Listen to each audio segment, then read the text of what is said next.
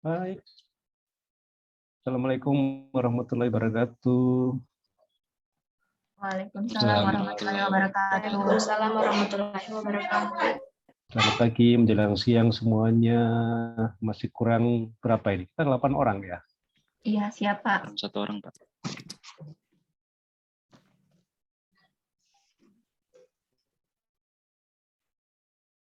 Ini yang ada, kita kelompok campuran kayaknya ya.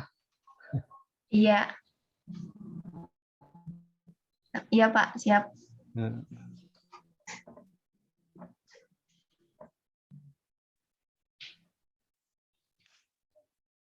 Golongan Siti Fatmawati sudah ada, Rizka sudah ada. Golongan 3 yang belum lengkap ini. Tinggal Ibu Kalsum, Pak. Kalsum. Kalsum.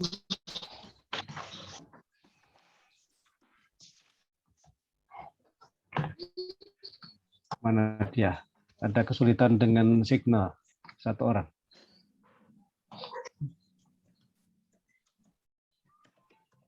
Baik, kita sambil jalan saja ya. Kita masuk semua. Belum.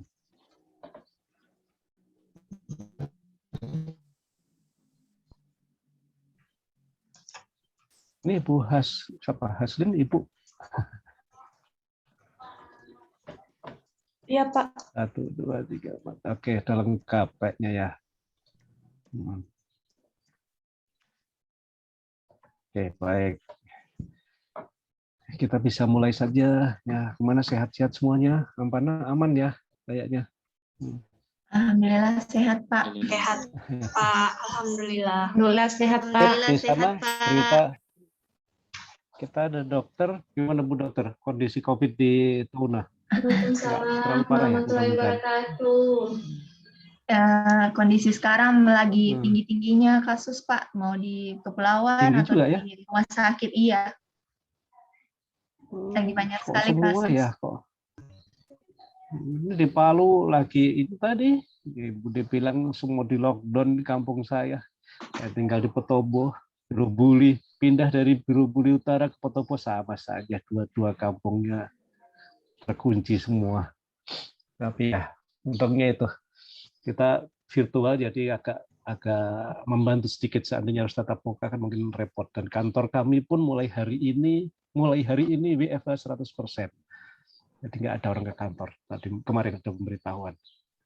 Nah, baik, adik-adik saya panggil adik-adik saja ya, kayaknya masih muda-muda semua. Ini yang paling senior di kelompok ini lahir tahun berapa? 90? Saya.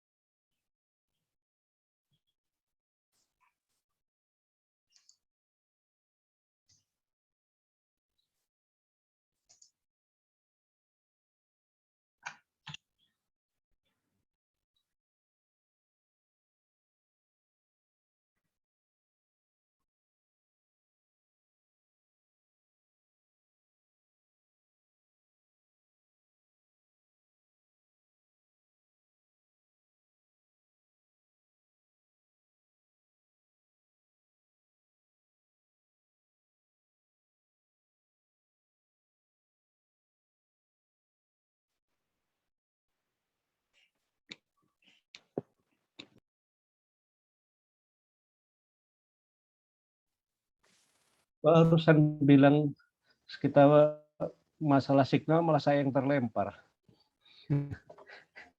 Ada. Tapi yang di sebelah ngomong terus, cuma saya sendiri, ini berarti perangkat yang bermasalah saya ini kayaknya. Gimana? Kok 10 kita tambah? Oh ada pengamat, ada penyelenggara di sini.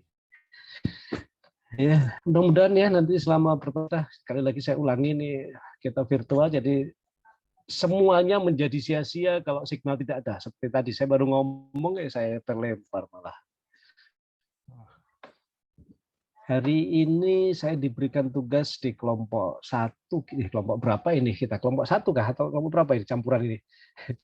8 orang yang ada di sini, saya diberi tugas untuk membawakan pendalaman pada agenda 1.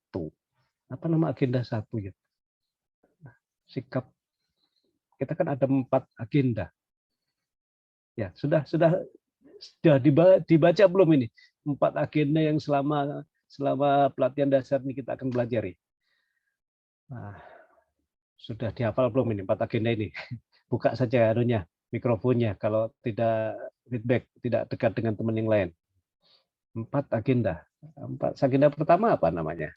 Agenda pertama sikap perilaku bela negara, Pak. Sikap perilaku bela negara. Ada berapa mata pelatihan di dalamnya? Ini Adi ketua kelas ya, ketua angkatan ya, Adi? Ya. Iya, Pak. Oh ya. Ada berapa? Ya, yang lain coba ada berapa mata pelatihan di agenda 1? Ayo kita review dulu sebelum kita masuk. Selama ini sudah pernah membaca MOC belum? Jangan sampai saya nanti main loncat ternyata. Gimana Ibu Sri? Ya, kemarin sudah sempat ikut MOC, Pak. Agenda pertama itu tentang sikap bela negara, ada 3 materi. Sikap perilaku, 3 mata pelatihan. Apa semua mata pelatihannya? Wawasan kebangsaan, nilai-nilai wawasan. Yang pertama wawasan kebangsaan dan nilai-nilai bela negara. Oke, itu 1 mata Kemudian pelatihan. sistem administrasi NKRI. Itu mata pelatihan, bukan mata pelatihan, itu substansi mata pelatihan. Ayo. Oh, iya. Agenda 1, ada 3 mata pelatihan. Apa nama mata pelatihan di agenda 1? Ayo. Yang kedua isu-isu kontemporer. Analisis isu kontemporer. Kenapa?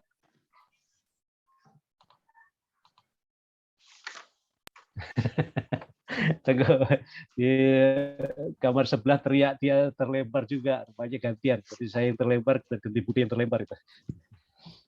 Saya kebetulan tidak beda jauh dengan yang membawakan dinamika kelompok tadi, cuma beda kamar saja ini. Oh. Dia di kamar depan, saya di kamar belakang. Kenapa? Minta. Kenapa, Bude?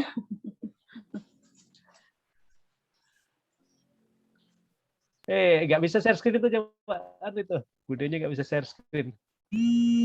Oh, tunggu. Saya anu ke Pariskinya dulu.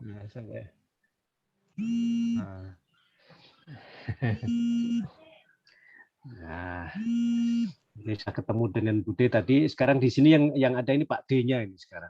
Kok nama saya itu tadi sudah ada di situ. Kebetulan saya serumah dengan Bude dan tidak ada orang lain di rumah ini. Hanya saya berdua. Di sini anak saya 3, bukan anak saya sih 3. Ya itu anaknya Bude semua itu, bukan anak saya, cuma ikut bikin saja. Yang pertama itu lahir tahun 89, sudah punya anak 2, jadi cucu saya sudah dari anak pertama sudah 2, tinggal di Magetan. Anak kedua sudah punya anak 2 juga, kebetulan dia di kesehatan juga. Sekarang kerja di RS Hermina di Malang. Istrinya terapis juga. Kebetulan ini lagi berproses untuk P3K di Saiful Anwar Malang. Nah, karena tadinya dia di PLA, tapi masih tenaga lepas, kemudian ikut P3K tahun ini. Mudah-mudahan lolos, karena kayaknya satu-satunya dia yang lolos administrasi portofolio. Karena sudah terlalu lama dia kerjanya cuma kontrak kesana kemari, pernah di Madani di Palu, kemudian selama 2 tahun kalau nggak salah di Madani. Pada saat gempa 2018 dia terbawa arus tsunami bersama mobilnya. Nah, tapi selamat dia, sehingga sejak itu 3 hari berikutnya setelah gempa, Senin Selasa, 4 hari berikutnya kan Jumat atau Sabtu, Minggu, Senin, Selasa. Selasa mereka berdua ngungsi ke Jawa. Nah, ternyata dapat pekerjaan di sana. Dengan alasan korban gempa, alhamdulillah. Alasan korban gempa, interview di beberapa tempat, bukan di interview, malah yang interview yang menangis melihat ceritanya malah langsung diterima kerja di sana. Itu hikmahnya. Jadi pindahnya ditinggalkan di Madani, dan pengalaman kerja di Madani, pengalaman kerja di tempat lain digunakan untuk melamar P3K kemarin. Kayaknya persyaratannya kalau nggak salah 4 tahun masa kerja, 4 tahun pengalaman gitu loh. Yakinnya dia ya sudah cukup. Memang sudah tiga tempat ya, karena ngikuti suaminya pindah itu yang. Kemudian anak ketiga saya juga kebetulan tidak di Palu lagi, di Magelang posisi sekarang, yang lagi koas sekarang. 1 semester lagi kayaknya selesai koasnya. Jadi saya tinggal berdua menikmati masa pandemi, tinggal berdua juga. Jadi aman sekarang, nggak kemana-mana. Mudah-mudahan juga tidak harus keluar kemana-mana dan semua selesai di tempat ini. Termasuk hari ini saya akan membawakan menemani adik-adik untuk membahas agenda 1. Kita ada 4 pertemuan. Materi yang pertama di agenda 1 kita bahas hari ini. Apa tadi? Bu Nader, mata pelatihannya? Dan jangan cuma wawasan kebangsaan dan sikap bela negara. Nilai-nilai bela negara. Nilai-nilai bela negara. Satu kesatuan itu nama pelatihan itu. Nah, yang kedua tadi analisis isu kontemporer. Ketiga, mata pelatihan ketiga, kesiapsiagaan bela negara. Kesiapsiagaan bela negara. Tiga-tiganya kita akan bahas. Nanti salah satunya di kesiapsiagaan bela negara itu yang ada prakteknya. Ada prakteknya. Nah, karena praktek, nggak tahu nanti penyelenggara bagaimana ngaturnya prakteknya. Saya serahkan ke penyelenggara nanti untuk satu prakteknya itu. Kalau yang lain, yang kemarin-kemarin ya dia terpaksa ya barisnya virtual di tempat masing-masing, siap gerak bagaimana. Termasuk nanti salah satunya tadi yang dijelaskan oleh Ibu Aspina, Bu Dr. Aspina tadi ke Adi pada saat kita memimpin berdoa. Nah, memang materi detailnya nanti ada di kesiapsiagaan bela negara itu. Cara memimpin doa, posisi duduk yang bagus bagaimana itu harus dipraktekkan. Nanti akan dibahas pada minggu depan berarti ya, karena ini Jumat, Sabtu kita analisis isu, kemudian untuk sikap perilaku bela negara ini nanti minggu depan. Kalau toh sekarang nanti yang ditunjuk untuk memimpin doa masih belum terlalu benar menurut teman-teman Widya Iswara dan fasilitator maupun ya wajar, kita belum diajari soalnya. Nanti kalau sudah masuk pada materi sikap perilaku itu ya harusnya sudah benar bagaimana posisi duduk, bagaimana duduk virtual ini bagaimana caranya ya supaya kelihatan siapnya. Kalau saya ya alhamdulillah hari ini cuma 3 JP berarti saya duduk. Biasanya satu hari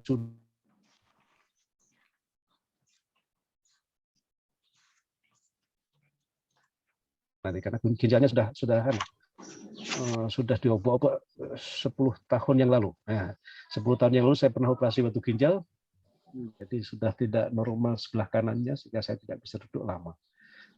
Saya harus sering berdiri. Jadi saya ngajarnya meskipun virtual ya kadang-kadang berdiri supaya capek.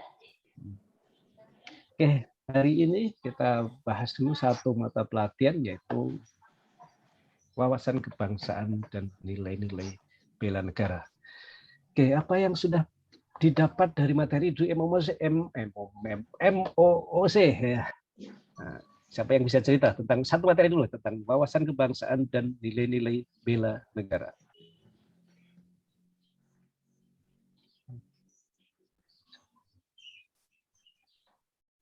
Satu, dua, tiga, empat, 1, 2, 3, 4, 5, 6, 7. Oh ya, ada satu. Dia, ya. Apa yang dapat Anda ceritakan ke saya tentang, silakan Ibu Sri ya. Raise hand-nya mungkin Pak Adi sudah ketemu cara raise hand, diajari teman-temannya supaya tidak manual lagi.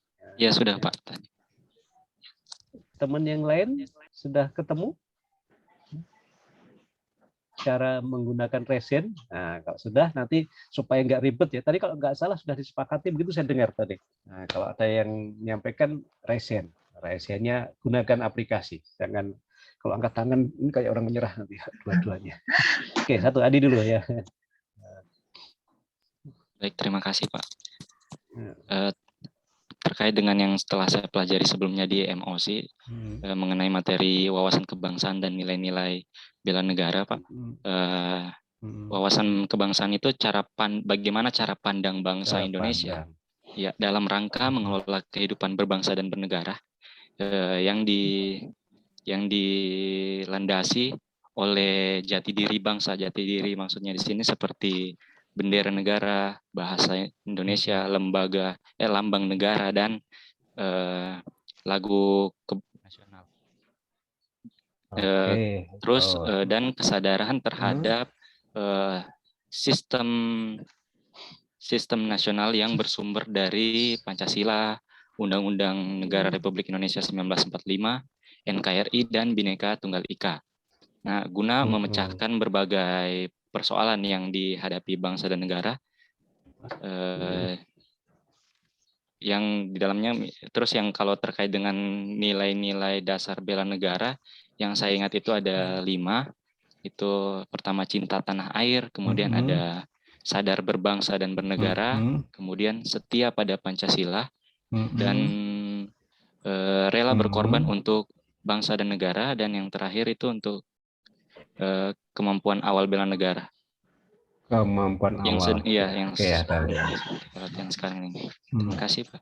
Oke, sudah dibaca berarti lengkap. Ya, Mbak Sri mau melengkapi lagi. Assalamualaikum warahmatullahi wabarakatuh. Terima kasih Pak agak atas kesempatannya yang diberikan. Mungkin yang ingin saya tambahkan mengenai wawasan kebangsaan, pertama-tama bagaimana kita sebagai generasi sekarang ini menghargai kemerdekaan yang sudah kita capai, yaitu dengan bagaimana para pejuang kemerdekaan terdahulu, bagaimana mereka berjuang membentuk organisasi agar supaya Indonesia ini bisa merdeka dengan dibentuknya beberapa organisasi seperti Budi Utomo, ada Kongres Pemuda. Nah, jadi dari semua itu, jadi para pejuang kemerdekaan itu dari mereka cara mereka itu mereka bagaimana nilai-nilai mereka tanamkan untuk supaya bisa mencapai keadaan seperti ini. Oke, tuh jadi lengkap sekali, sudah 2 orang yang menyampaikan sudah lengkap tadi. Isi modul dasar ADI, kemudian bagaimana sejarah sudah diceritakan. Sekarang kita punya nilai-nilai kejuangan yang seperti gerakan-gerakan yang sebelum kemerdekaan tadi. Menurut Ibu Dokter. Oke, sebentar saya tinggal dulu. Bermasalah sedikit.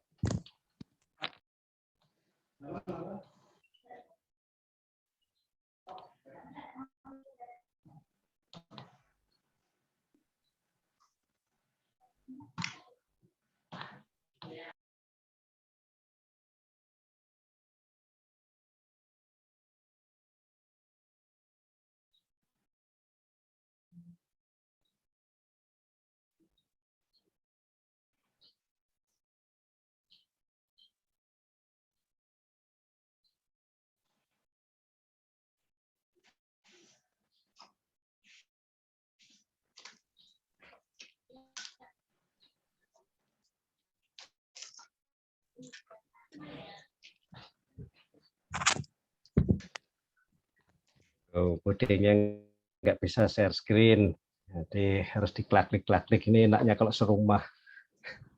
Enggak. Alhamdulillah saya itu serumah sekantor, jadi ya kalau ada pekerjaan, kalau mau tidur pembahasannya yang sama, misalnya begitu. Saya yang nyusul. Oke, jadi tadi Adi sudah menyebutkan isi modulnya seperti itu. Nah, di isi modulnya lengkap apa itu cara pandang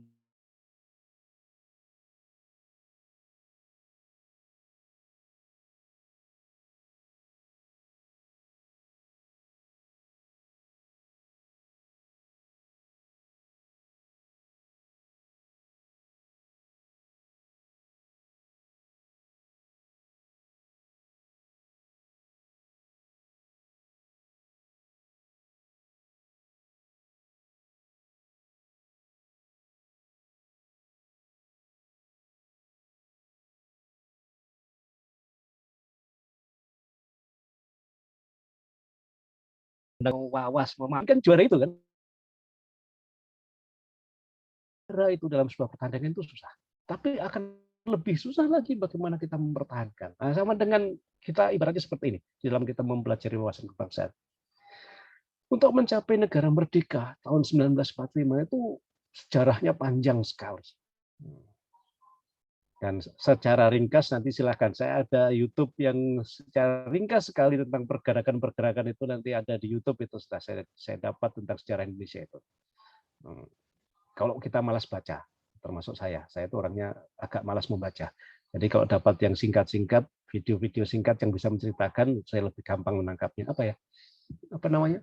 Tipe belajar apa itu? Ada tipe belajar yang narasi membaca, ada tipe belajar mendengar, ada tipe belajar melihat itu, Pak. Ada Ibu Guru tuh di sini. Apa itu? SPD Bapak Ibu Guru. Saya pernah dapat materi itu di waktu ambil akta dulu, tipe-tipe belajar itu.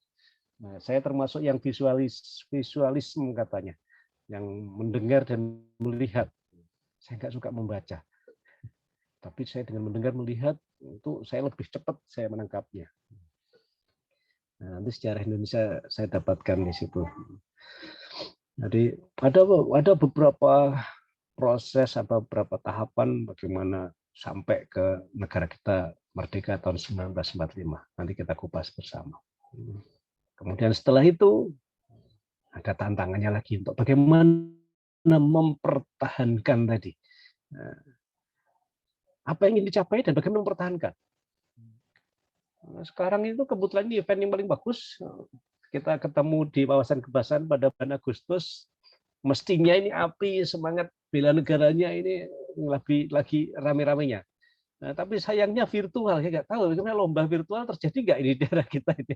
Kalau tahun lalu saja kami di kantor tuh sempat menggunakan rame-rame beli baju kaos warna merah, menggunakan celana pendek trekking warna putih untuk datang ke kantor hanya sekedar tarik tambang.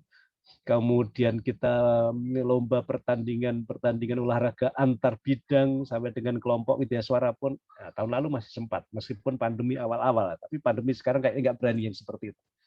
Yang berapa gelombang keberapa ini sekarang ini.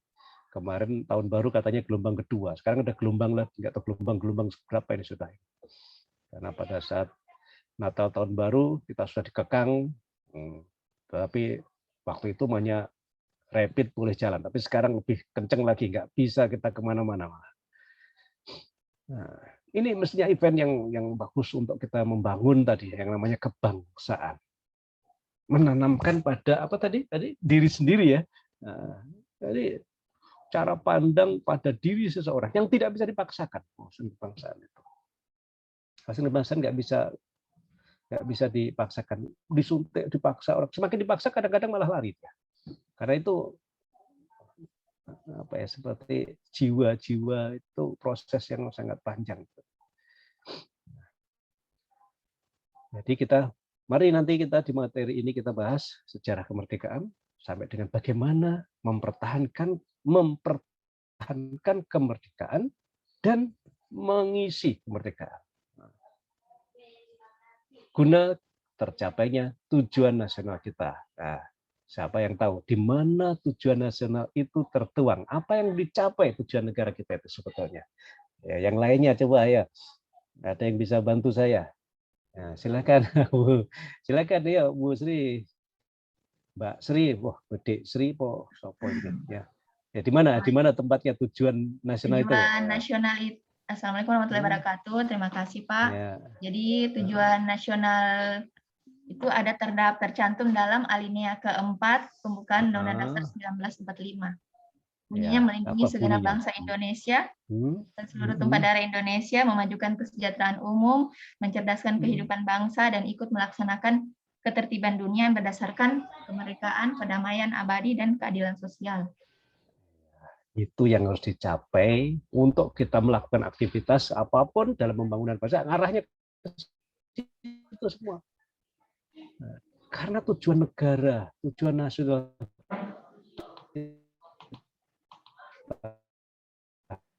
berada pada pembukaan Reuni 1945. Tolong nanti kalau kita bicara Undang-Undang Dasar, lengkap ya. Jangan mengatakan hanya Undang-Undang Dasar saja.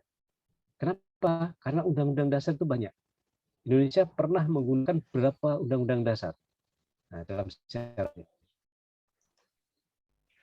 Ah, merdeka gunakan Undang-Undang Dasar 1945. Nah, terus 4950 tahun ada Undang-Undang Dasar lagi, Konstitusi Res ada, UUDS ada, kan itu ya. tahun Nah, 50, iya. kemudian kembali lagi menggunakan Undang-Undang Dasar 1945 lagi, meskipun sekarang sebutnya bukan Undang-Undang Dasar 1945 lagi, karena Undang-Undang Dasar 1945 itu sudah beberapa kali, ya, kalau beberapa kali berarti lebih satu kali, di amandemen. Ada yang tahu? Di amandemen tahun berapa itu Undang-Undang Dasar 1945?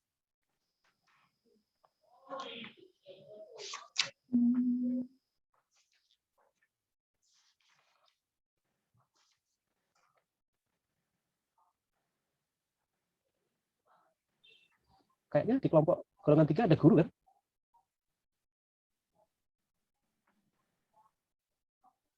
Ya, saya guru, Pak. Di SD atau SMP? Di SMP. SMP. Berarti mata pelajaran kan di SMP ya? Itu ya? Iya, Pak. Iya. Apa mata pelajaran apa? Mata pelajaran IPS. IPS. Nah, mestinya kalau IPS harus nyambung sedikit nanti kaitannya dengan ini. Ya, insya Allah, Pak. Nah, ya, tolong nanti lebih aktif ya, Fahmi ya.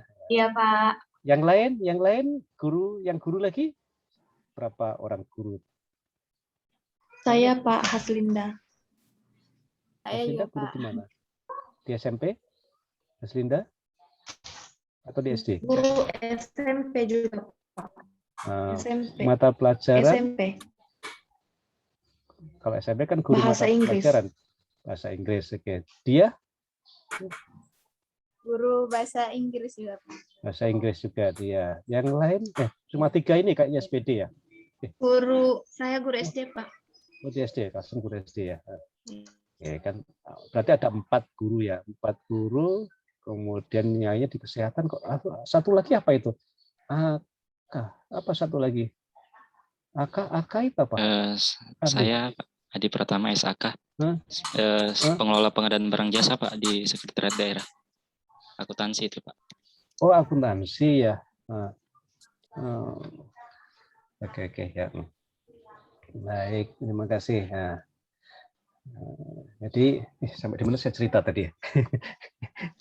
amandemen, Pak. Ya, amandemen berapa kali? 4 kali, 4 Pak. kali. 4 kali. Ya, tahun berapa?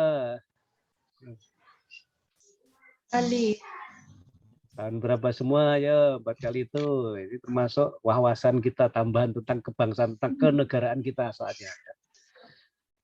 Nah, saya akan hubungkan dengan tujuan nasional.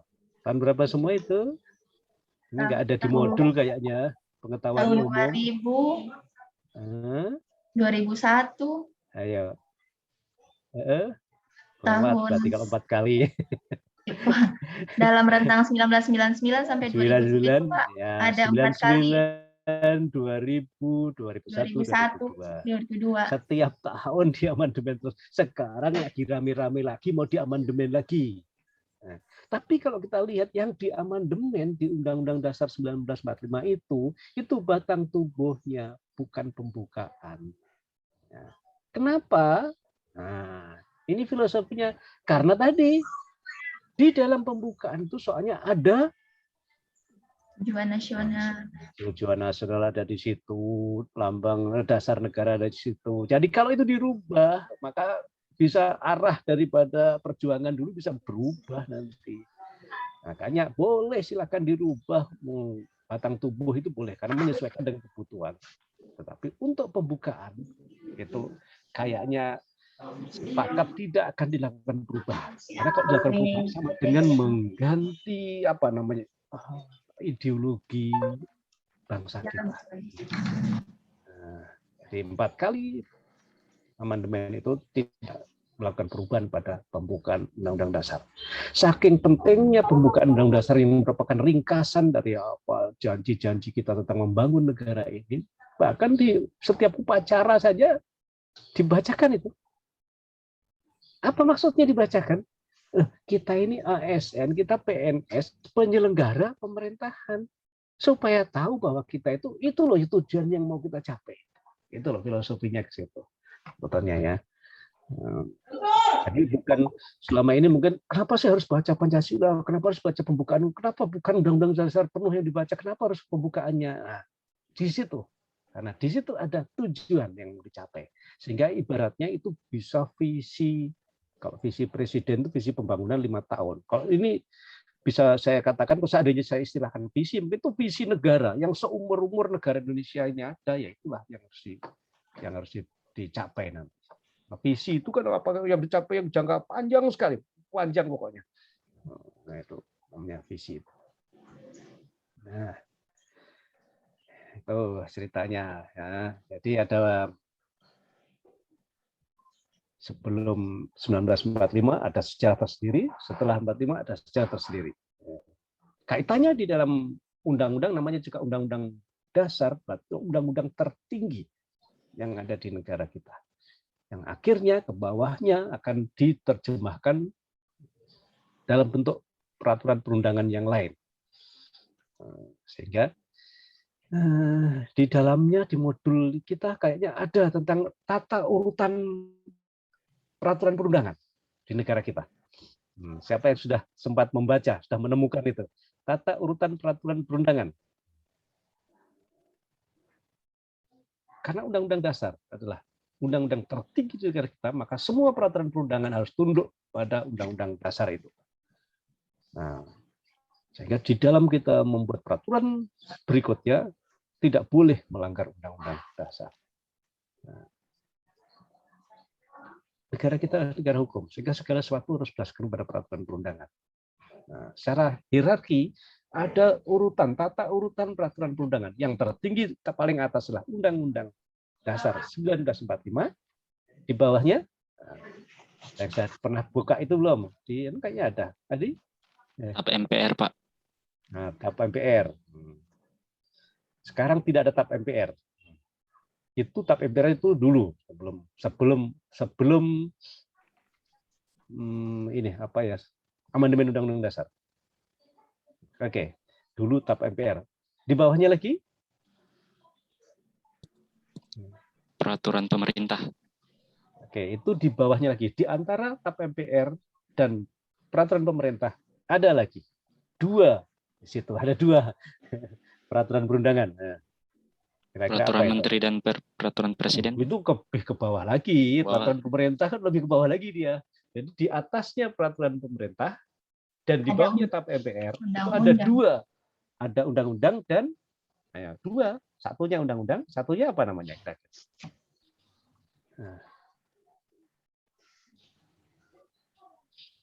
Nah, ini siapa tahu kita 1945.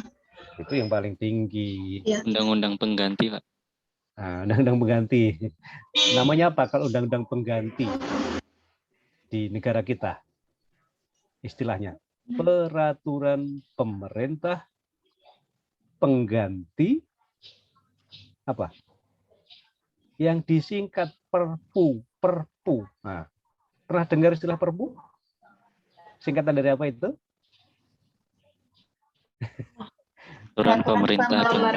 Undang-undang. Iya, itu ya. Jadi peraturan pemerintah pengganti undang-undang. Itu statusnya di atas peraturan pemerintah. Perpu itu muncul karena harusnya ada undang-undang, tetapi kita tahu bahwa proses pembuatan undang-undang di negara kita itu dibuat oleh siapa undang-undang itu? Nah, siapa pembuat undang-undang di negara kita? Nah, Lembaga legislatif. MPR, bukan itu lagi. MPR. Pemerintah bersama-sama DPR, itu istilahnya sekarang di Undang-Undang Dasar, bunyinya begitu. Nah, jadi usulannya boleh dari pemerintah, boleh dari DPR, itu usulannya namanya RUU-nya, kemudian dibahas di legislatif, kemudian setelah dibahas disetujui oleh DPR, diundangkan oleh pemerintah lagi. Makanya di dalam membuat undang-undang itu adalah istilahnya undang-undang itu dibuat oleh pemerintah bersama-sama DPR. Jadi mitra.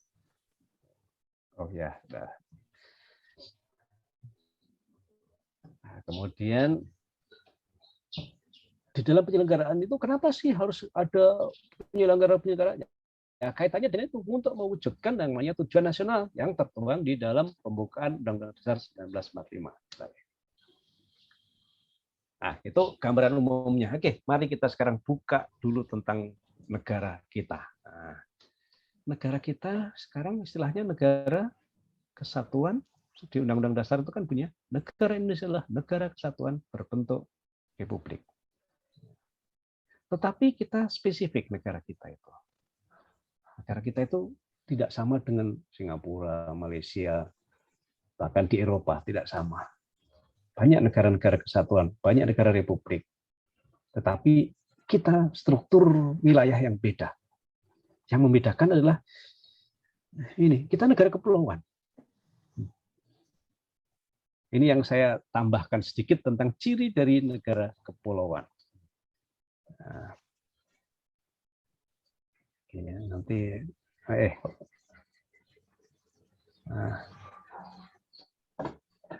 negara kepulauan ini punya karakteristik sendiri untuk negara kita nanti. Negara kepulauan adalah kalau menurut konvensi PBB itu negara kepulauan adalah diberi sebagai negara yang secara utuh mencakup satu kepulauan atau lebih yang dapat pula mencakup pulau-pulau lain.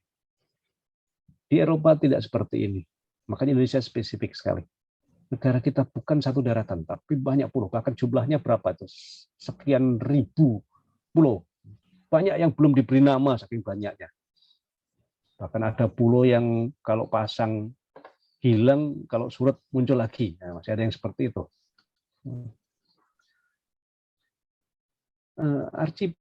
Archipelago ini diberi makna sebuah gugusan pulau-pulau termasuk bagian dari pulau-pulau itu, perairan yang menghubungkan antar pulau itu dan bentang alam lainnya yang saling terkait sama lain demikian rupa sehingga pulau-pulau, perairan dan fitur-fitur lainnya tersebut membentuk sebuah entitas geografis, ekonomi dan politik yang intrinsik atau yang telah dianggap sedemikian secara historis. Nah, Indonesia ini secara historis sampai membentuk satu wilayah dulu itu ada yang menyatukannya. Siapa ya tokoh yang menyatukan pulau-pulau itu sebelum namanya Indonesia itu?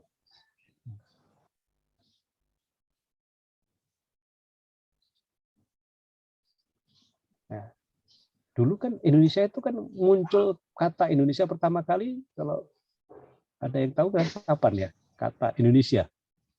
Kata bahwa wilayah kita itu namanya Indonesia itu pertama kali kapan? Sebelumnya kan bukan Indonesia.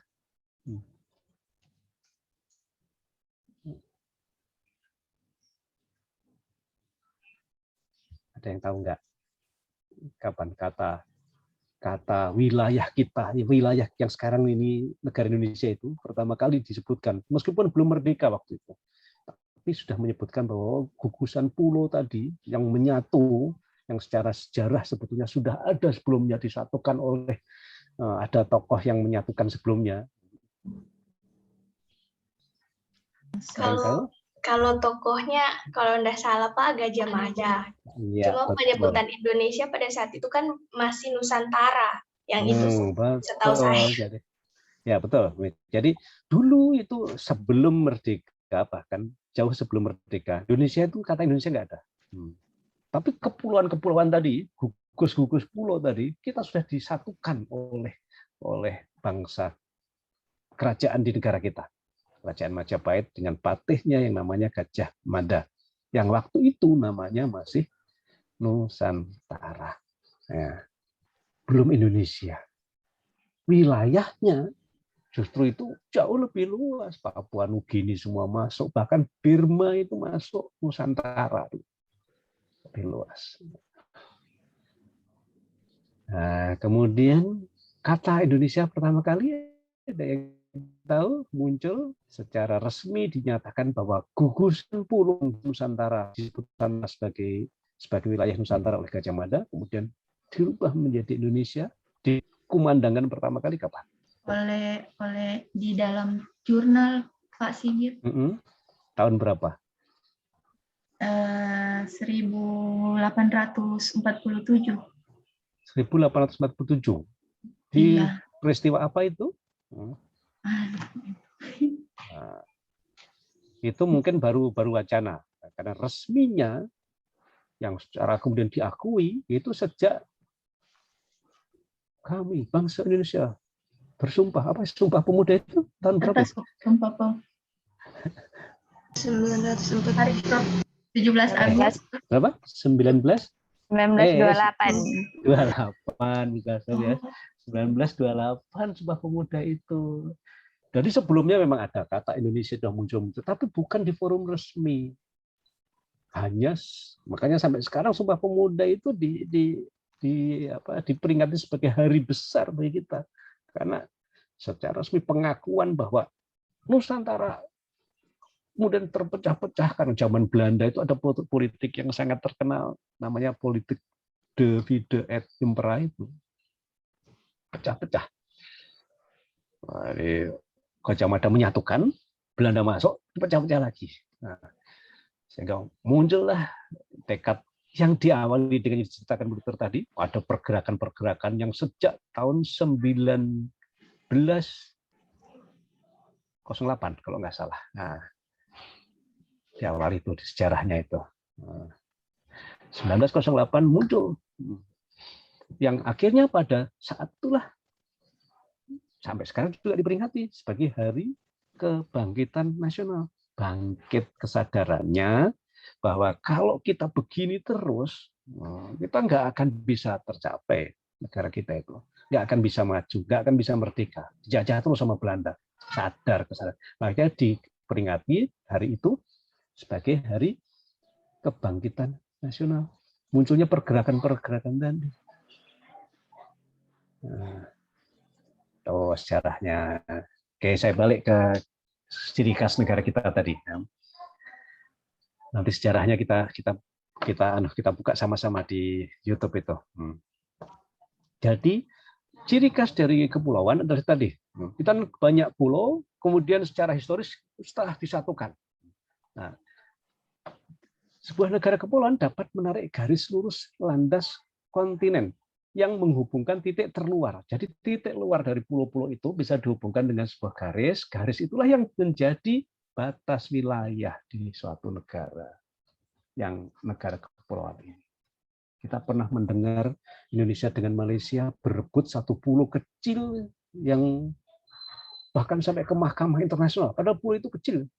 Menurut ukurannya bagi kita kecil sekali dibanding dengan pulau kita yang Sulawesi ini. Yang akhirnya Indonesia kalah. Yang pertama. Pulau apa itu? Pernah dengar itu? Di Sulawesi Selat Makassar tempatnya. Antara Kalimantan dengan Sulawesi. Itu begitu pentingnya pulau itu sampai diperebutkan karena kaitannya dengan ini tadi. Dapat menarik garis lurus landas kepulauan atau kontinen yang menghubungkan titik terluar. Jadi kalau kita kuasai satu pulau itu berada di garis terluar, maka dari sekian pulau-pulau terluar itu ditarik garis lurus, maka itulah batas wilayah kedaulatan negara kita. Nah, kalau pulau yang kecil dan dikuasai oleh asing, jadi milik asing, maka sama dengan garisnya juga akan masuk ke dalam lagi. Berarti laut-laut yang berada di antara dua pulau yang terluar tadi menjadi milik orang asing juga. Itu sebabnya kita ngotot sekali pada saat ada atau sudah waktu itu jangan-jangan kita masih kecil-kecil ya pas ribut-ributnya Indonesia dengan Malaysia memperebutkan satu pulau yang namanya Ambalat dulu. Nah, Ambalat itu pulaunya kecil, hanya ya, tapi rupanya Malaysia memanfaatkan duluan, meskipun dimanfaatkan untuk katanya sih saya belum pernah ke sana, katanya digunakan oleh cukang-cukang Malaysia untuk tempat judi. Jadi orang yang berjudi di Malaysia terus datang ke satu pulau terpencil untuk sendirian di sana. Bendera Malaysia masuk di sana sehingga pada saat sidang di Mahkamah Internasional kita kalah. Kalah dari Ambalat, kita berjuang lagi supaya jangan masuk ke dalam lagi batas. Karena begitu Ambalat dikuasai Malaysia, maka sama dengan garis kontinentalnya masuk ke dalam oleh kita. Kita bertahan lagi sebuah, bukan pulau sebetulnya, karang. Karang itu kalau pasang hilang, kalau surut airnya muncul jadi batu karang itu. Pernah mendengar karang Unarang? Pernah mendengar belum? Silakan cari nanti di internet. Itu diperebutkan lagi antara Indonesia dan Malaysia. Karena itu tadi, titik itu bisa berupa pulau-pulau kecil tadi. Pasanglah bendera di karang itu. Pada saat Indonesia pasang bendera di situ pun ramai juga dengan Malaysia. Tetangga kita yang sering ramai perbatasan kan cuma negara Malaysia aja, yang lainnya nggak seribut itu. Itu karena itu tadi, supaya kita tahu teman-teman, adik-adik saya, nanti sejarahnya bahwa ciri khas negara kepulauan soalnya di situ batasnya. Beda dengan kalau di darat ya. Di darat itu kan batas kampung kan gampang, patoknya ini, sudah itu jelas. Tapi kalau di laut bagaimana kita melihat batas itu? Nah, ini yang spesifik. Makanya kita bagaimana mempertahankan, kalau kita bertugas di daerah-daerah titik terluar itu sangat strategis karena kaitannya dengan pertahanan. Pertahanan, mempertahankan kedaulatan negara kita. Yang berhasil Indonesia itu berhasil sebetulnya yang sampai dinilai oleh dunia itu agak hebat lah Indonesia, yaitu penguasaan kita terhadap Kepulauan Natuna. Ya, tahu Kepulauan Natuna itu di mana letaknya? Coba cari di Google itu, di map itu, di mana letaknya Pulau Natuna itu? Kepulauan Riau. Kepulauan Riau, iya masuk Kepulauan Riau provinsinya, tapi posisinya dia sebetulnya itu lebih dekat mana kira-kira dengan Indonesia atau dengan negara lain. Unik kan itu, kalau kita lihat coba dibuka di map itu Kepulauan Natuna itu jauh sekali di laut. Kalau tidak salah Laut Cina Selatan, Pak. Cina Selatan. Makanya Cina pun menganggap itu wilayah kedaulatan Cina. Tapi Indonesia sudah masuk. Bahkan Kepulauan Natuna itu, kebetulan saya pernah ke sana, sangat makmur. Makmurnya ya karena memang daerah strategis. Kalau itu tidak kita berdayakan, maka negara lain akan masuk. Dan kalau dia masuk, berarti sama dengan itu. Menarik garis kontinental lagi. Sama dengan perbatasan kita ke dalam lagi. Sehingga laut di antara Batam, Pulau Batam, sampai dengan Natuna, itu sama dengan lautnya Indonesia. Padahal di situ itu kapal Malaysia itu mondar-mandir dari Malaysia daratan ke Kalimantan Utara. Nah, tapi di bawah kekuasaan kita, nah lautnya Indonesia jadinya. Karena gara-gara ke Pulau Natuna itu jadi salah satu kabupaten di Indonesia, di Kepulauan Riau. Makmur sekali di sana, bandaranya bagus, hotel-hotel bagus, dan kebetulan punya potensi memang di sana, tugas alamnya di sana. Nah, yang katanya masih banyak yang belum digali di sana, di tengah laut Natuna itu. Ikannya luar biasa di sana. Nah, ini kaitannya dengan spesifikasi negara kita. Negara kita kesatuan tetapi berbentuk republik, tapi bukan daratan semua. Nah, sehingga yuk anak cucu kita dipahamkan itu tentang mana garis batas kalau kita di laut. Bahwa titik terluar, garis antara pulau-pulau terluar itulah batas negara kita. Nah, yang rumit adalah kita dengan Filipina, dengan Malaysia, itu paling rumit. Dengan Australia pun sebetulnya kita juga selalu bermasalah di daerah Nusa Tenggara Timur. Karena Australia juga mau menguasai pulau-pulau terluar. Salah satunya pulau yang dekat dengan Pulau Jawa, tapi kena di Australia adalah Christmas Island, Coco Island. Ada 2 pulau di situ, kalau kita cari itu. Nah, di bagian selatan Jakarta, selatan Jawa Barat, itu ada pulau namanya Christmas Island. Itu sudah dikuasai Australia, artinya sama dengan wilayah Australia sampai di sana. Karena itu perjanjian PBB mengatakan tadi titik terluar, pulau terluar yang dia kuasai, maka laut antara Australia sampai Christmas Island berarti sama dengan wilayah lautan yang dikuasai Australia jadinya. Cocos Island itu juga berdekatan dengan lebih ke barat lagi dia. Lebih dekat dengan Pulau Jawa daripada dengan Australia. Tetapi Indonesia mungkin saat itu ya belum mampu menguasai sana, duluan Australia menguasai. Ini spesifikasi daripada negara kepulauan, ya supaya kita tahu. Nah, syarat terbentuknya negara ini ada 3 yang disebut dengan syarat unsur konstitutif yang mutlak harus ada, dan ada satu itu yang menjadi unsur yang namanya deklaratif.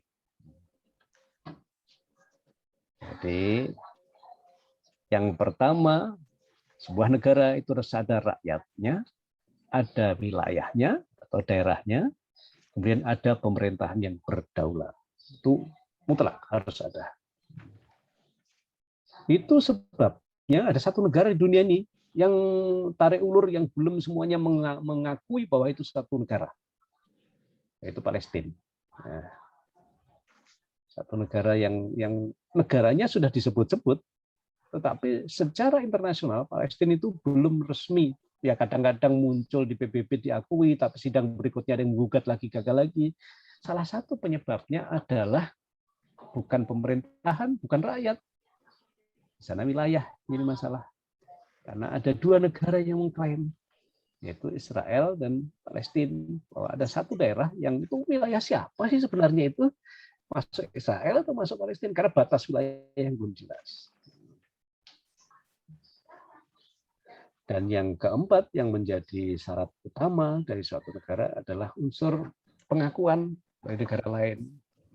Dulu ini belum jadi syarat, zaman Indonesia Merdeka ini belum ada, belum jadi masalah utama, belum jadi syaratan yang penting. Tapi sekarang dalam rangka pergaulan internasional itu menjadi penting. Jadi kita nggak bisa melakukan perjanjian bilateral kepada negara-negara yang memang secara diplomatik negara itu tidak mendukung kemerdekaan satu negara. Oke, kaitan dengan syaratnya nomor 4, pengakuan dari negara lain. Pernah dengar negara mana yang pertama kali menyatakan dukungan kepada Indonesia merdeka? Nah, sejarah lagi nih. Pernah dengar nggak? Ya, kita review dulu sejarah masa lalu.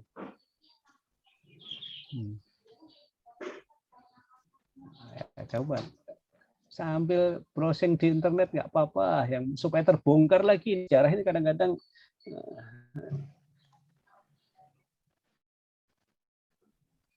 negara mana yang pertama kali menyatakan dukungannya terhadap kemerdekaan Indonesia. Meskipun ya Mesir. Mesir ya. Makasih sudah ada yang ketemu Mesir ya. Meskipun itu tidak tahun 1945 kalau nggak salah itu. Tahun berapa dia menyatakan dukungan? 22 Maret 1946. Wah. Ya mungkin tidak sama dengan sekarang ya. Sekarang kan saya dukung mau pakai WA aja, sekarang satu detik sudah nyampe ya. Tapi dulu kan belum ada perangkat komunikasi yang canggih seperti itu, masih dibawa oleh surat. Dibawa surat pernyataan dari Mesir ke Indonesia. Perjalanannya sangat panjang. Kenapa? Karena yang membawa surat itu harus melewati negara-negara yang belum mendukung negara kita. Sejarahnya seperti itu. Silakan cari sendiri siapa tokoh yang membawa surat pernyataan dukungan dari Mesir sampai ke Indonesia. Kenapa sampai setahun berikutnya baru nyampe? Karena perjalanannya panjang. Kalau sekarang pernyataan dukungan bisa di-scan, kirim ke WA, itu bisa sekarang. Nah, kalau dulu kan belum ada itu ya, jadi lama.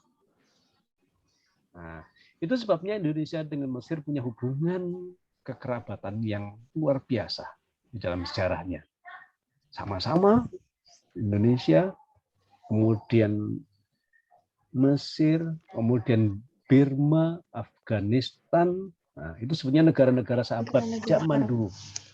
Nah, ya. Jadi ada Mesir, ada Afghanistan, ada Burma, Indonesia, satu lagi saya lupa, apa lagi? Yang menginisiasi India, yang membentuk yang namanya non-blok ya. Nah, yaitu negara-negara zaman Soekarno itu kompak sekali ke 5 negara itu. Negara sahabat karena mereka lah yang memberikan dukungan kepada negara kita. Meskipun sampai sekarang yang agak kurang bagus perkembangannya itu Afghanistan dengan Burma karena politik internalnya mereka. Ya, jadi itu kisah-kisahnya Indonesia, negara kita terbentuk tadi. Oke, bagaimana sebelum kejuangan sampai Indonesia merdeka? Kita nggak usah ulas. Saya coba share silahkan dicari di atau saya share ke anu ya. Saya share di chat itu anunya. Kalau yang tidak bisa melihat sejarahnya. Chat, saya pindah. Nah, silakan buka di chat. Kalau bisa, tapi kalau susah signal kita pakai data, saya coba share screen, bisa enggak itu? Kalau enggak ada share screen, nanti jelasnya sejarah Indonesia itu ada di YouTube ini ya.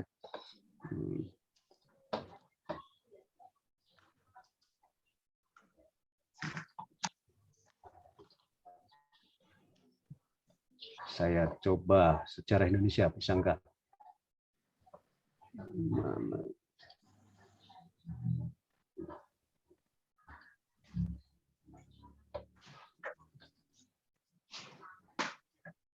Ini muncul enggak? Share screen saya yang gambar YouTube. Muncul. Muncul. Iya. Nah, Muncul, kalau anu saya coba buka ini saja. Mudah-mudahan tunggu Pak. Salah kurang.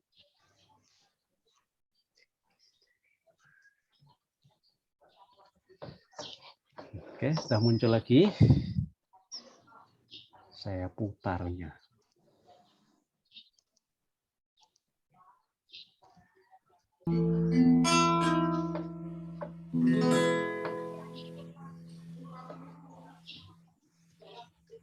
Sriwijaya berdiri dan menjadi pusat kebudayaan serta pusat ilmu Buddha terutama yang beraliran Hinayana dan Mahayana. Bisa didengar Sriwijaya adalah kerajaan besar Nusantara yang kekuasaannya tersebar sampai ke Kamboja. Bisa, Pak. Bisa? Oke. Bisa.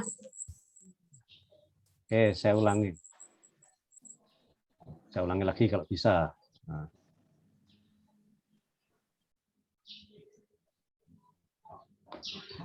Kayaknya kadang-kadang ada yang nggak bisa nangkep.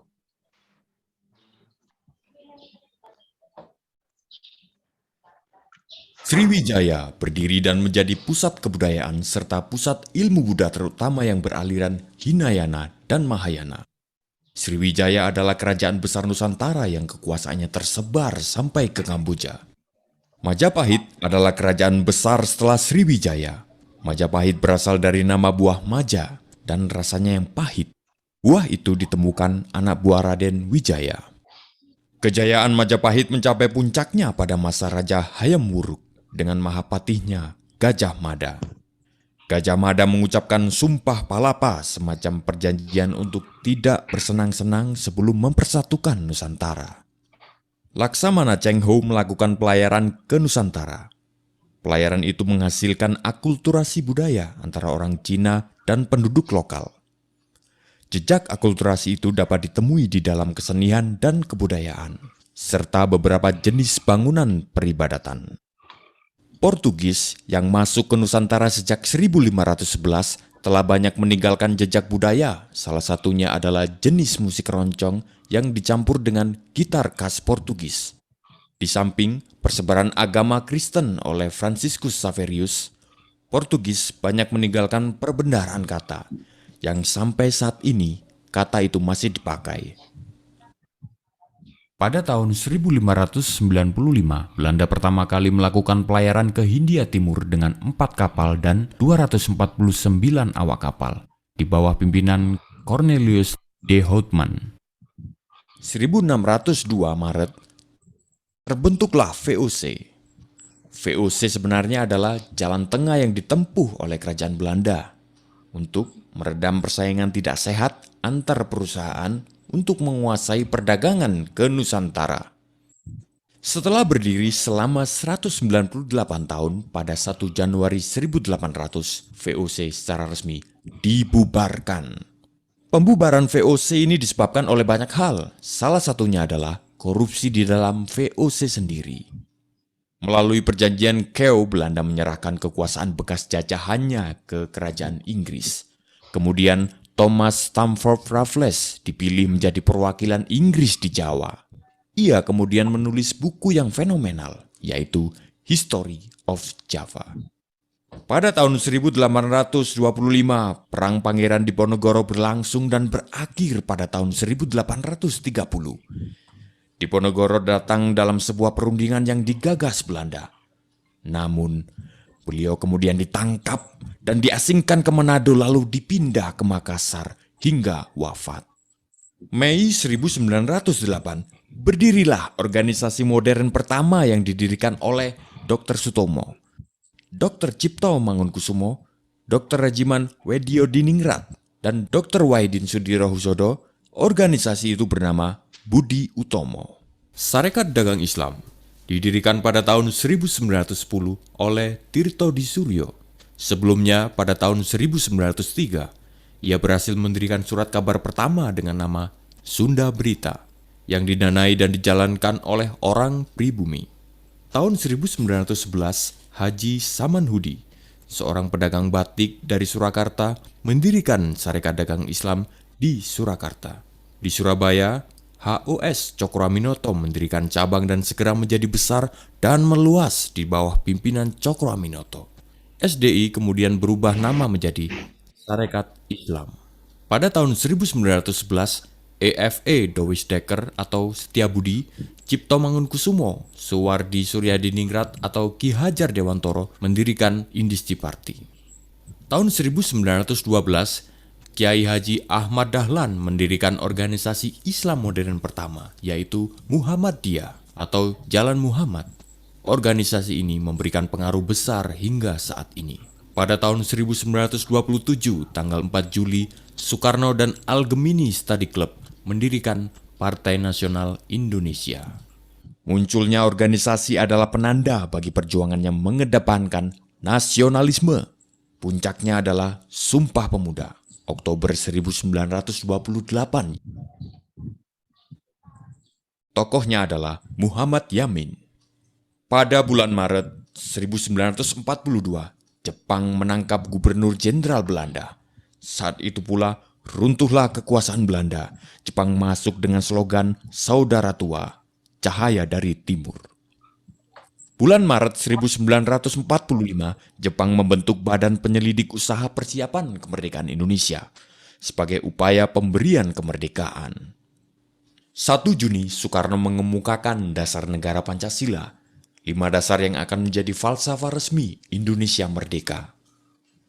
15 Agustus, Jepang menyerah tanpa syarat. Setelah sekutu membom Hiroshima pada 6 Agustus 1945. Pada saat itu terjadi kekosongan kekuasaan karena sekutu yang mengalahkan Jepang tidak melakukan penaklukan terhadap Indonesia. Sementara itu Jepang masih berkuasa, namun telah menyerah. 16 Agustus, Soekarno-Hatta diculik para pemuda dan dibawa ke Rengas Dengklok. Para pemuda mendesak Soekarno-Hatta untuk segera menyatakan kemerdekaan. Tanggal 17 Agustus, dibacakanlah proklamasi yang dirancang Soekarno dan beberapa tokoh di rumah Soekarno. Dikibarkanlah bendera merah putih yang dijahit oleh Ibu Fatmawati, istri Soekarno. Hal-hal yang mengenai pemindahan kekuasaan dan lain-lain diselenggarakan dengan cara saksama dan dalam tempo yang sesingkat-singkatnya. Jakarta, 17 Agustus 1945, atas nama bangsa Indonesia, Soekarno-Hatta. Oke. Nah, ini sejarah panjang dari kemerdekaan negara kita. Nah, sempat kita simak, suaranya jelas terdengar tadi? Silakan kalau mau pakai lagi. Jelas. Ini teman-teman ibu guru yang silakan download itu di YouTube yang linknya saya sudah cantumkan di chat tadi. Ini bagus untuk menyingkat cerita. Kalau kita ceritakan panjang sekali tuh, habis waktu kita untuk mencerita sejarah. Tapi di YouTube itu sudah saya dapatkan yang sangat singkat sekali. Nah, yuk kita review sekali lagi. Nah, dari cerita tadi ada yang sempat ketangkap. Dulu itu ada patih dalam tadi kerajaan Majapahit, rajanya Hayam Wuruk. kemudian patihnya Gajah Mada, itulah yang sempat menguasai beberapa wilayah yang dinamakan Nusantara tadi. Kemudian Belanda masuk tahun berapa? Belanda 1800. Belanda masih 500-an. 1500. Nah, 1800 itu VOC bubar sudah. Oh iya, VOC. 1595. Ya, 1595 itu Belanda masuk. Hampir berapa tadi? Tahun 1800 itulah VOC bubar, karena ternyata penyebab bubarnya tadi adalah ada korupsi. Jadi sejarah korupsi itu ternyata panjang. Nanti ada di agenda 2 itu ya, anti korupsi itu. Sejarah korupsi di Indonesia itu ternyata panjang sekali. Yang sudah ada sejak zaman penjajahan. Bisa jadi ini negara kita kok banyak korupsi, jangan memang warisan budaya kurang bagus, bukan warisan budaya, saya nanti marah sama budayawan. Warisan kebiasaan kurang bagus sejak zaman penjajahan. Dan Belanda penjajah yang terlama di Indonesia, 350 tahun, 3,5 abad. Makanya wajar kalau struktur ketatanegaraan kita itu juga sangat dibayang-bayangi dengan struktur kenegaraan Belanda. Contohnya yang sampai sekarang itu undang-undang yang dibuat zaman Belanda masih dipakai. Itu adalah KUHP. Apa singkatan apa KUHP? Kitab Undang-Undang Hukum Pidana. Hukum Pidana. Sampai sekarang itu masih dipakai, dan itu produk zaman Belanda itu. Yang mengatur tentang penyelenggaraan pemerintahan kita, salah satunya itu tentang pidana. Mau direvisi, mau diamandemen sih KUHP, tapi belum sempat berhasil sekarang. Lama sekali. Beberapa kali Indonesia dijajah selain Belanda. Ada Portugis sebelumnya, kemudian Jepang, Inggris pernah masuk juga, meskipun tidak lama. Inggris tidak menguasai seluruh wilayah Indonesia. Inggris yang menguasai di daerah Maluku kalau nggak salah dalam sejarahnya itu. Karena dia sebenarnya masuk ke Indonesia bukan menguasai Indonesia, tapi perdagangan rempah-rempah di daerah Maluku yang dia kuasai. Karena kepentingan dia di situ. Ya. Kan VOC masuk kan juga sebenarnya mengambil rempah-rempah ya, cengkeh, lada, pala yang diambil dibawa ke Eropa, diperdagangkan. Itu semua rasanya pedis sebetulnya. Kemudian karena penduduk waktu itu yang banyak di Jawa tidak terlalu membutuhkan itu, orang Jawa diganti dengan cabai. Cabai itu bukan produk Indonesia, bukan tanaman Indonesia. Nah, yang sekarang ternyata ya ini cabai itu bisa mempengaruhi inflasi ekonomi di Indonesia. Nah, karena sudah menjadi. Jadi sebetulnya pedesnya pala, pedesnya lada, rica Jawa kalau kita bilang ya, itu sama orang Belanda dibawa ke Eropa. Indonesia nggak butuh panasnya karena pedesnya lada itu adalah panas di tubuh, digantilah dengan lombok rica sekarang itu dari Brasil aslinya kalau nggak salah dulu itu, bawa ke Indonesia, kasih ke pedesnya tapi nggak panas di badan karena kita sudah panas juga. Tapi ternyata menjadi populer makanan itu di Indonesia. Lombok itu pedes Indonesia itu pedes spesifik karena dari Lombok. Tapi kalau pedesnya makanan di Arab, makanan di Eropa, itu pedesnya bukan karena Lombok, tapi karena lada dan pala itu tadi, rempah-rempah itu. Nah, itu bedanya. Nah, sana pedes hangat badan karena daerahnya dingin. Gantilah kita. Tapi ternyata Indonesia senang dengan Lombok. Buktinya sampai sekarang bisa mempengaruhi inflasi kita itu. Nah, Lombok itu. Gara-gara Lombok naik sampai 100.000, inflasi di Indonesia terjadi. Dengan politiknya yang sangat terkenal, yaitu Belanda dengan Divide et Impera tadi, politik pecah belah. Karena kalau mau bersatu seperti yang digaungkan oleh Gajah Mada, maka Belanda tidak berhasil, pecah belah. Kemudian sadar kalau dipecah belah terus begini maka nggak akan terwujud cita-cita kita. Maka muncullah namanya pergerakan apa tadi tahun 1908?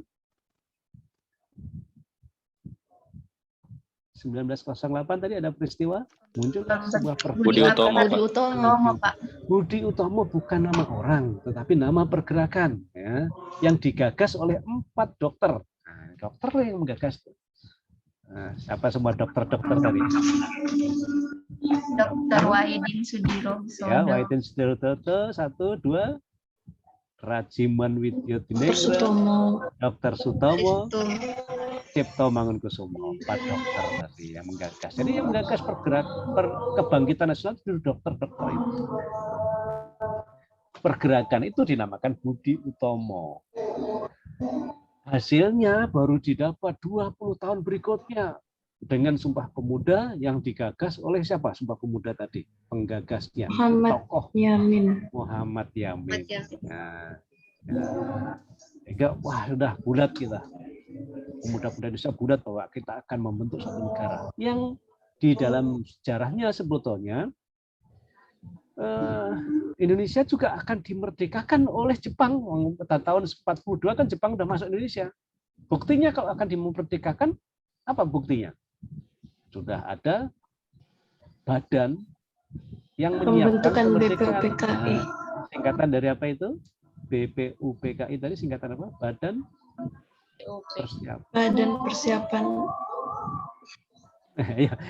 Badan Usaha Persiapan Kemerdekaan. Nah, jadi itulah bukti bahwa sebetulnya Jepang itu sudah mau memerdekakan. Kalau seandainya ini Tuhan, makanya atas kehendak Tuhan, atas berkat rahmat Allah, di pembukaan Undang-Undang Dasar, atas berkat rahmat itu loh. Kemarin kalimatnya itu di pembukaan Undang-Undang Dasar 1945. Kan ada kata-kata itu ya. Atas berkat rahmat Allah yang Maha Kuasa. Allah yang Maha Kuasa. Itu ya, begitu ya. Iya. Nah, itu betul-betul kuasa Tuhan. Karena seandainya Indonesia waktu itu tidak Jepang tidak dibom oleh sekutu, kemudian Indonesia dimerdekakan oleh Jepang, maka kita akan dibayang-bayangi pemerintahan kita oleh Jepang. Sekarang kita menjadi negara bebas. Kenapa? Saat itu kok atas kehendak Tuhan lagi, kehendak Allah tadi, Jepang kalah Perang Dunia Kedua, sehingga kosong di negara kita itu nggak ada yang menguasai. Sehingga cepet-cepetlah kita itu memerdekakan, menyatakan diri merdeka. Dan dulu sarana komunikasi yang utama untuk publikasi ya radio.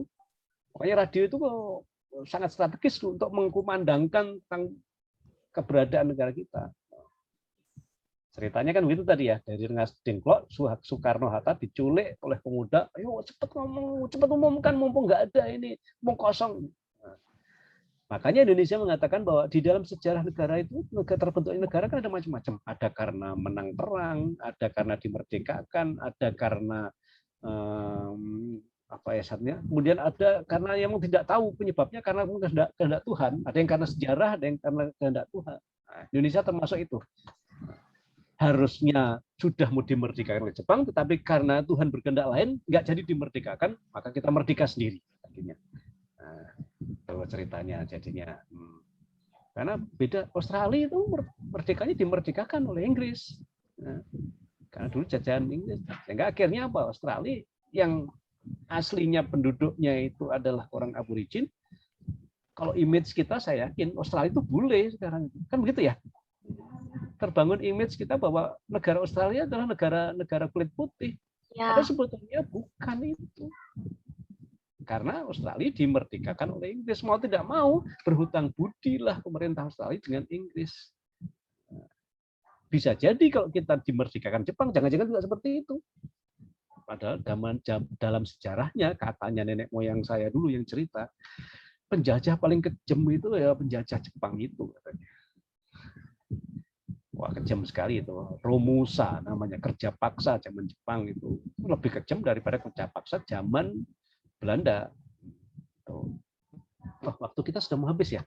Sudah tinggal 3 menit. Tuh. Kita masih ada satu sesi ketemu siang tuh nanti ya. Kita bahas sebelum merdeka. Nanti yang siang kita bahas setelah merdeka apa yang kita kerjakan. Nah, itu makanya ayo kita begitu panjangnya perjuangan tadi, setelah merdeka mari kita menghargai kita filosofinya. Kalau dulu orang itu kebangsaan itu niatnya cuma satu, bagaimana Indonesia merdeka. Setelah merdeka itu tadi sudah tercapai kemerdekaan.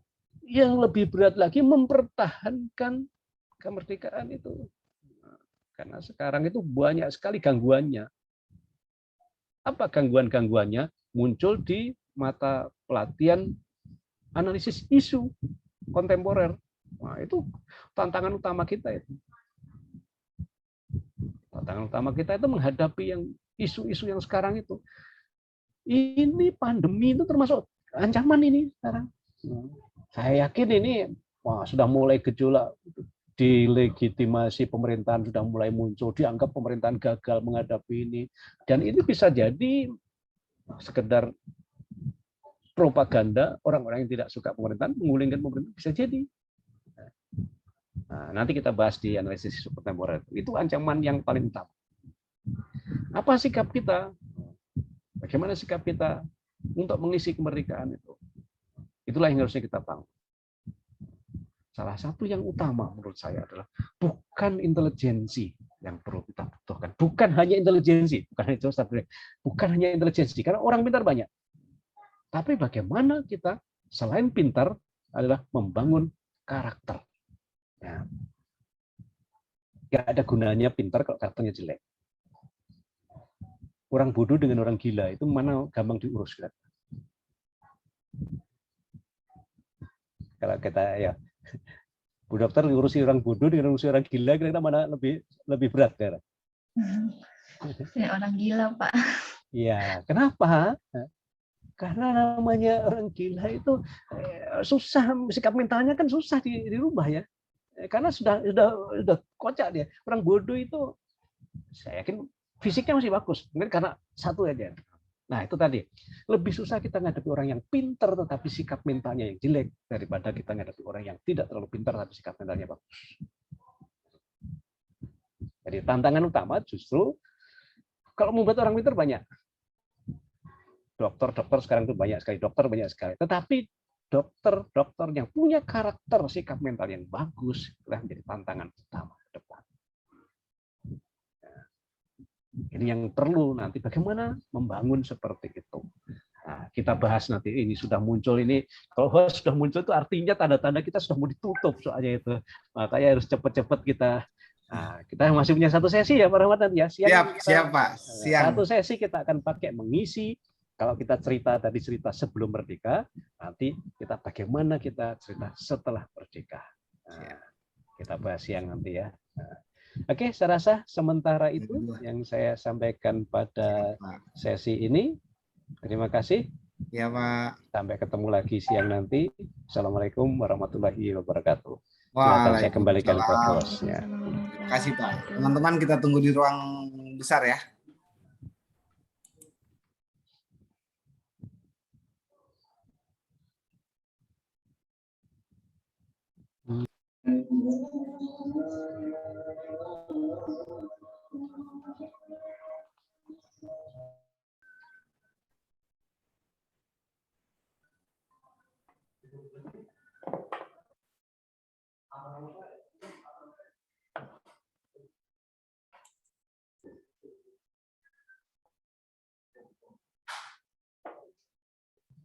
Wah, kita yang pertama masuk ke ruang besar ini kayaknya. Iya Pak. Hai, saya masih mau bercerita. Oh, saya kira. Tapi tidak apa-apa lah teman-teman. Terlalu panjang dikasih Pak. Iya, oke. Halo. Ini hari Jumat saya terpotong jadinya. Iya. Tanggung ya, Pak De ya. Iya Pak, mohon maaf Bapak Ibu. Nanti dilanjut setengah dua ya. Semuanya Pak. Oke. Dulu kita tim ini sepakat mau caraka hari Pak De, Bu Tina dan Bu De. Nanti kita bahas. Seminar. Masing-masing saja. Nanti kita bahas. Masing-masing saja. Ya, masing-masing saja. Ya. Supaya saya buat rencananya untuk saya seminar saja. Iya. Masing-masing saja, Pak. Begitu Pak De. Saya ngikuti saja. Ya, masing-masing saja, Pak. Berarti kalau masing-masing saya seminar saya. Oke. Ya, makasih. Ini sudah selesai nggak? Makasih. Belum deh, saya Assalamualaikum warahmatullahi wabarakatuh dan selamat pagi menjelang siang.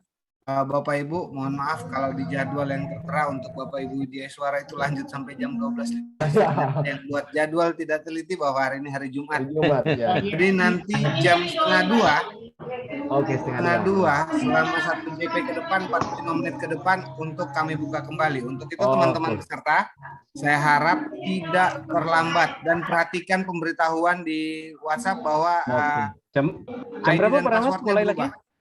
Rahmat nggak rapat itu. Jam setengah 2, Pak. Katanya setengah 2 mau rapat. Setengah 2 ya. Atau kita mulai jam 1 terserah. Nah, itu Iya. Paling molor jam 2. begitu. Iya, Ya. jam 1 aja.